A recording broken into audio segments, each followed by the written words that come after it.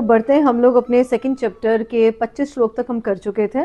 अब आज करते हैं हम लोग 26, 27, 28, 29 और 30। ठीक है, एक अब बीच में आती रहेंगे, आज कुछ तो हो रहा है मुझे, तो या तो भगवान श्री कृष्ण ही शायद याद कर रहे होंगे, है ना।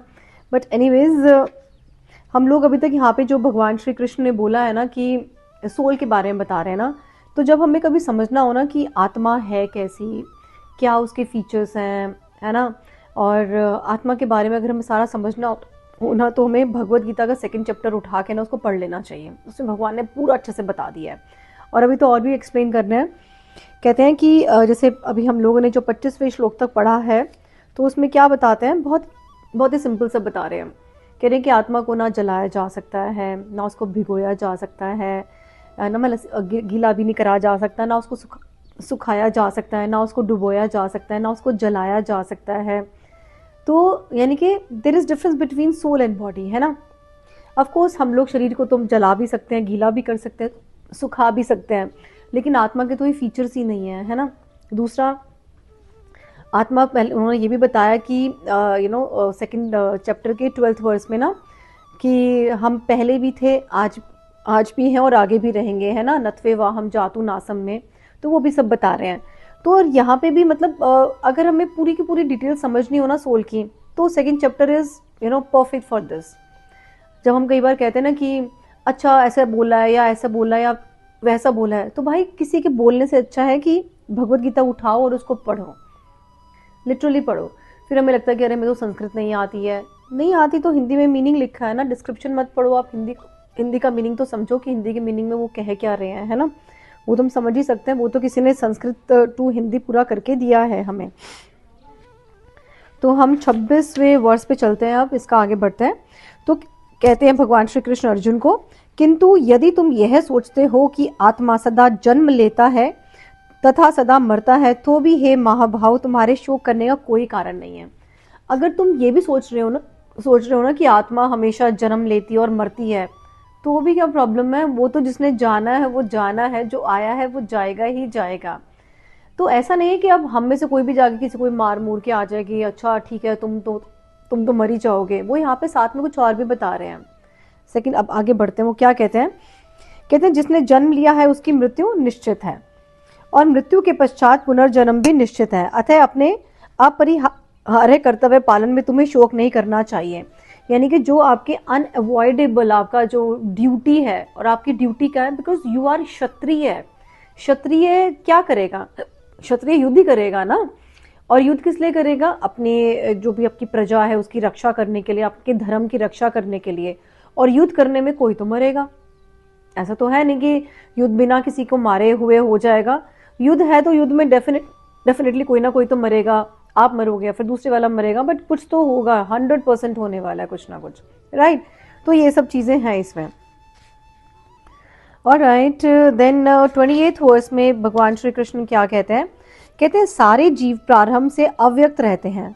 मतलब कि शुरू में जब भी हम लोग कुछ हमारा क्या कहते हैं क्रिएशन होती है, अव्यक्त रहने का मतलब होता है कि विजिबल नहीं होते ना। जैसे कि हम लोग कहाँ पे होते हैं, मदर के वूम में होते हैं, ठीक है, माँ के हम गर्भ में होते हैं। या फिर अगर हम लोग बोलें कि जैसे कोई बिल्डिंग है, अगर कोई बिल्डिंग बननी है तो वो बिल्डिंग अगर बन रही है तो क्या होगा, उसका जो रॉ मटेरियल है वो कहीं ना कहीं तो भी एग्जिस्ट कर ही रहा है ना, कहीं ना कहीं वो एग्जिस्ट कर रहा है। मिट्टी है, रोड़ी है, सीमेंट है, लोहा है, वो सब है, उनको मिलाते हैं तो एक बिल्डिंग बन जाती है। जब बिल्डिंग को तोड़ देते हैं तो वो सारा का सारा हम लोग कहते हैं मलबा बन गया है। तो यानी कि जो एनर्जी है वो है तो अभी भी कहीं ना कहीं एग्जिस्ट करती है ना, है ना। मतलब सीमेंट, ईंट, रोड़ा, लोहा, सरिया, वो सब अभी भी एग्जिस्ट कर रहा है। बिल्डिंग बनने से पहले भी था, बिल्डिंग जब बनी तब बिल्डिंग में था, बिल्डिंग जब टूट गई तब वो नीचे पड़ा हुआ है। मतलब कि किसी की भी एग्जिस्टेंस कभी खत्म हुई नहीं है, बस वो कभी विजिबल है तो कभी नहीं है। कभी वो हमें बिल्डिंग की फॉर्म में दिख रहा है तो कभी हमें मलबे की फॉर्म में दिख रहा है। सेम विद अस, वो भी ये बता रहे हैं, कहते हैं सारे जीव प्रारंभ में अव्यक्त रहते हैं, मध्य अवस्था में व्यक्त होते हैं, मतलब विजिबल होते हैं, और विनष्ट होने पर पुनः अव्यक्त हो जाते हैं। जब खत्म हो गई, जैसे वो बिल्डिंग दिखनी बंद हो गई, क्यों, क्योंकि वो टूट गई building. Same with us as well, है ना। तो सोल फिर से कहीं दूसरी बॉडी में चली जाती है। फिर हम कहते हैं यार वो दिख नहीं रहा इंसान, वो इनविजिबल है, कहाँ चला गया, नहीं समझ में आता है ना, ये है। अतः शोक की क्या आवश्यकता है ना। तो आई नो हमें तो हम लोग तो किसी ह्यूमन बीइंग को ही देखते हैं ना कि यार ये मेरा फादर है, ये मेरी मदर है, या मेरा हस्बैंड है, मेरी वाइफ है, मेरे बच्चे हैं।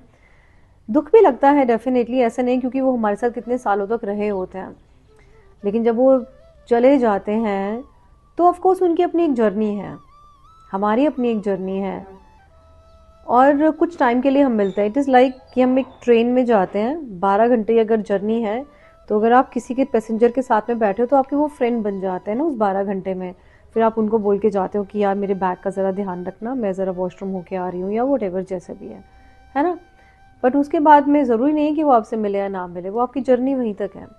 सेम ऐसे कितने सारे लोग आपकी लाइफ में हैं जो आपके साथ में अभी जर्नी में है, आगे वाली जर्नी में वो नहीं रहेंगे। अगर हम अपनी भी बात करें, हमारी जो डेट ऑफ बर्थ है, उस डेट ऑफ बर्थ से पहले हम कहाँ थे, उस डेट ऑफ बर्थ से भी तो पहले हम कहीं थे ना। तो जहाँ थे वो हमारी फैमिली थी उस टाइम पर, है ना। तो ये तो चलता ही रहेगा, ये तो कुछ सिलसिला। एनीवेज ये हो गया हमारा 28 वर्स, है ना।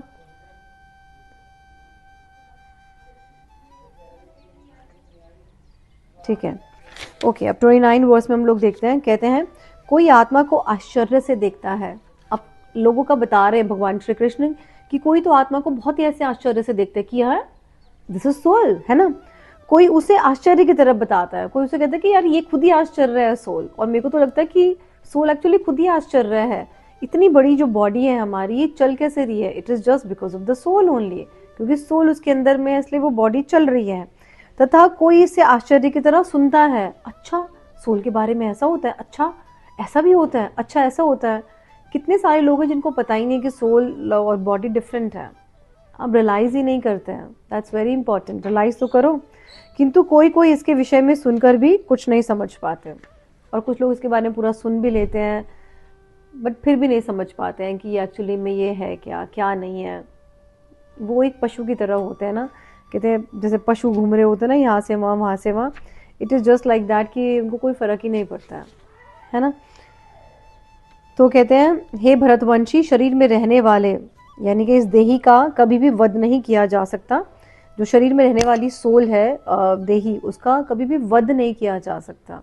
वध तो आप एक बॉडी का करते हो, और बॉडी तो वैसे भी आती रहेगी जाती रहेगी, आती रहेगी जाती रहेगी, है ना। तो चलता रहेगा, क्योंकि 13 वर्ष में भी बताया था ना इसी वाले चैप्टर के कि देहिनोस्मनि यथा देहे कौमारम यौवनम जरा तथा देहांतर प्राप्तिर धीरस तत्र न मुह्यति, है ना। अतः तुम्हें किसी भी जीव के लिए शोक की करने की आवश्यकता नहीं है। पर लेकिन यहाँ पे कितनी अच्छा इंपॉर्टेंट एक चीज़ बोली, क्योंकि हम कंफ्यूज होते हैं ना कि हम करें क्या। तो यहाँ पे सोल और बॉडी से भी ऊपर वो क्या बता रहे हैं, अपना धर्म, कि अपने धर्म को आप फॉलो करो ना। आपका क्षत्रिय धर्म है, अपना क्षत्रिय धर्म फॉलो करो। हमारा गृहस्थ आश्रम है, हम लोग जितने भी लोग हैं, आप हैं, मैं हूँ, जो भी है, अगर हम गृहस्थ आश्रम में, तो हमें वो गृहस्थ आश्रम फॉलो करना चाहिए। वो हमारे लिए इम्पॉर्टेंट है।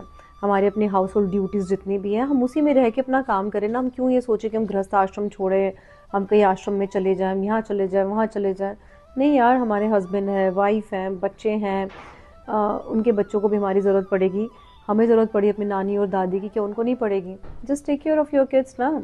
उनको अच्छी अच्छी स्टोरियाँ सुनाओ, ये भगवत गीता की, भागवतम की, इज़न्ट इट। तो कितनी अच्छी चीज़ है अगर हम ये सब करें तो। मतलब मोटा मोटा बात यह है कि आप ब्राह्मण हो, क्षत्रिय, वैश्य, शूद्र हैं, अपनी आप ड्यूटीज़ निभाएंगे बहुत अच्छे तरीके से।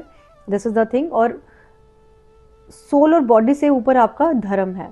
This is what I have learn from these shlokas, है ना। तो वो आपको जो है पूरा निभाना है। आज हमने किया है 26, 27, 28, 29 और 30, ये हमने 5 श्लोक करे हैं। एंड डेफिनेटली हमारी सीरीज़ पूरी आगे चलती रहेगी। And thank you so very much. इस वीडियो को लाइक ज़रूर करें, शेयर ज़रूर कर देना अपने फ्रेंड्स के साथ में, और कमेंट डाल दोगे तो और अच्छा लगेगा।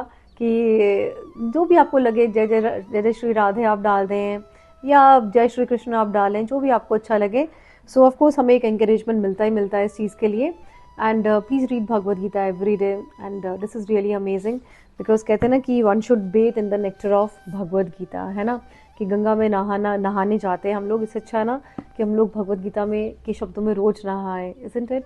चलो, thank you so very much, Radhe Radhe.